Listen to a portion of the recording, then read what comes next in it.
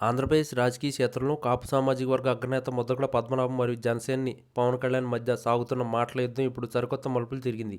ముఖ్యంగా గత ఎన్నికల సమయంలో పవన్ కళ్యాణ్ పిఠాపురంలో ఓడిపోతారని, ఒకవేళ ఆయన గెలిస్తే తన పేరు మార్చుకుంటానని ముద్రగడ సవాల్ చేయడం అప్పట్లో పెను సంచలనం సృష్టించింది. అయితే కూటమి ప్రభుత్వం అధికారంలోకి వచ్చి పవన్ కళ్యాణ్ ఉప ముఖ్యమంత్రి బాధ్యతలు చేపట్టిన తర్వాత కూడా వీరిద్దరి మధ్య వైరం తగ్గకపోగా మరింత ముదిరినట్లు కనిపిస్తుంది. ఇటీవల మాజీ మంత్రి అంబటి రాంబాబు ఇంటిపై జరిగిన దాడులు లేదా ఆయన కుటుంబంపై వస్తున్న ఆరోపణల నేపథ్యంలో ముద్రగడ పద్మనాభం చేసిన వ్యాఖ్యలు రాజకీయ వర్గాల్లో తీవ్ర దుమారం రేపుతున్నాయి. అంబటి రాంబాబును పరామర్శించడానికి వెళ్ళిన ముద్రగడ అక్కడ పవన్ కళ్యాణ్ లక్ష్యంగా విమర్శలు గుప్పించడం గమనార్హం. ముద్రగడ తన తాజా విమర్శల్లో పవన్ కళ్యాణ్ వ్యవహార శైలిని తీవ్రంగా తప్పుబట్టారు. సినిమాల్లో నటించడం వేరు, రాజకీయాల్లో బాధ్యతాయుతంగా ప్రవర్తించడం వేరని ఆయన పరోక్షంగా హెచ్చరించారు. అంబటి రాంబాబు వంటి నాయకులపై కక్ష సాధింపు చర్యలకు దిగడం ప్రజాస్వామ్యానికి మంచిది కాదని ఆయన అభిప్రాయపడ్డారు.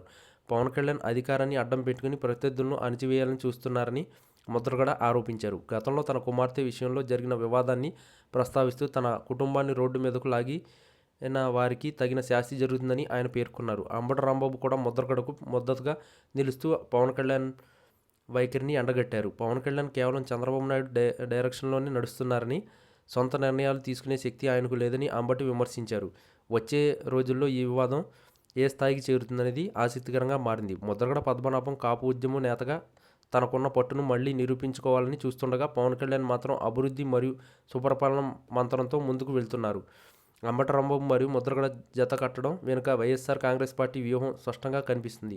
కాపు సామాజిక వర్గంలో చీలిక తేల్చి పవన్ కళ్యాణ్కు ఉన్న ఆదరణను తగ్గించడం వీరి ప్రధాన లక్ష్యంగా కనిపిస్తుంది. పవన్ కళ్యాణ్ పట్ల ముద్రగడ చేసిన వ్యాఖ్యలు కేవలం రాజకీయ విమర్శలు మాత్రమే కావు అని, అవి వ్యక్తిగతంగా విభేదాల స్థాయిని వెళ్ళాయని విశ్లేషకులు భావిస్తున్నారు. అంబటి రాంబాబు కూడా తనపై వస్తున్న విమర్శలను తిప్పికొట్టడానికి ముద్రగడ వంటి సీనియర్ నాయకుడి అండను వాడుకుంటున్నారు. ప్రస్తుత రాజకీయ పరిణామాలు గమనిస్తే పవన్ కళ్యాణ్ వైపు నుండి ఈ విమర్శలు ఎలాంటి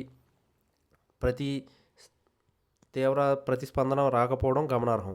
ఆయన తన దృష్టిని పాలన మీద కేంద్రీకరిస్తున్నట్లు కనిపిస్తున్న జనసేన కార్యకర్తలు మాత్రం ముద్రగడ వ్యాఖ్యలను తీవ్రంగా ఖండిస్తున్నారు. ముద్రగడ పద్మనాభం ఒకప్పుడు గౌరవించబడిన నేత అని, కానీ ఇప్పుడు కేవలం వైఖరి మార్చుకుని ఒక పార్టీకి అనుకూలంగా పవన్ కళ్యాణ్ను దూషించడం తగదని వారు వాదిస్తున్నారు. అంబటి రాంబాబు మరియు ముద్రగడ కలిసి చేస్తున్న ఈ రాజకీయ పోరాటం భవిష్యత్తులో కుల రాజకీయాలు మరింత వేడెక్కించే అవకాశం ఉంది. ఈ పరిణామాలు రాష్ట్ర రాజకీయాల్లో ఎట్లాంటి మార్పులు దారితీస్తాయో వేచి చూడాలి.